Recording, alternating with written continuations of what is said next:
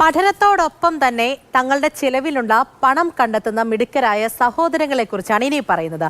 കാസർഗോഡ് പോവൽ സ്വദേശികളായ സഹദിന്റെ വീട്ടിൽ നിന്ന് തന്നെ നിർമ്മിക്കുന്ന അച്ചാറിന് ആ നാട്ടിൽ ഒരുപാട് ആരാധകരുണ്ട്.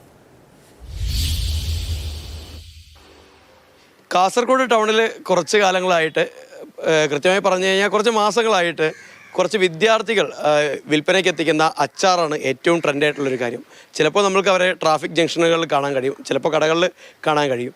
അപ്പോൾ ആ രുചിയുടെ രഹസ്യം തേടിയിട്ട് നമ്മൾ അവരുടെ തന്നെ ഷഹദിൻ്റെയൊക്കെ വീട്ടിലേക്ക് എത്തിയിരിക്കുകയാണ്. അപ്പോൾ അവരുടെ രക്ഷിതാക്കളിൽ നിന്നും അവരിൽ നിന്നും തന്നെ ഈ അച്ചാറിൻ്റെ കൂട്ട്, അതുപോലെ തന്നെ ആ രുചിക്കൂട്ട് എന്താണെന്ന് നമുക്ക് ചോദിച്ചറിയാം.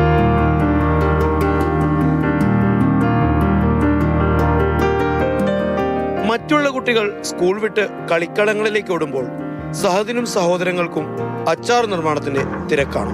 ഒഴിവ് സമയങ്ങളിൽ വെറുതെ ഇരിക്കാൻ ഈ മിടുക്കന്മാർക്കാവില്ല. വിഭവ നിർമ്മാണത്തിലൂടെ തങ്ങളുടെ ആവശ്യത്തിനായുള്ള പണം കണ്ടെത്തുന്ന ഈ വിദ്യാർത്ഥികളെ നമ്മൾക്ക് കാസർഗോഡ് നഗരത്തിലെ ട്രാഫിക് ജംഗ്ഷനുകളിൽ കാണാം. അച്ചാർ ഉണ്ടാക്കാൻ പഠിച്ചത്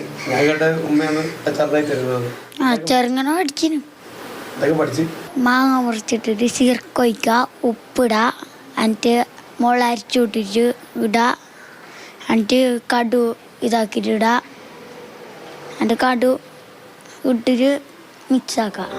പോക്കറ്റ് മണിക്ക് വേണ്ടിയാണ് മക്കൾ ഇങ്ങനെ ഒരു സംരംഭം തുടങ്ങിയതെന്നതാണ് രക്ഷിതാക്കൾ നൽകുന്ന വിശദീകരണം.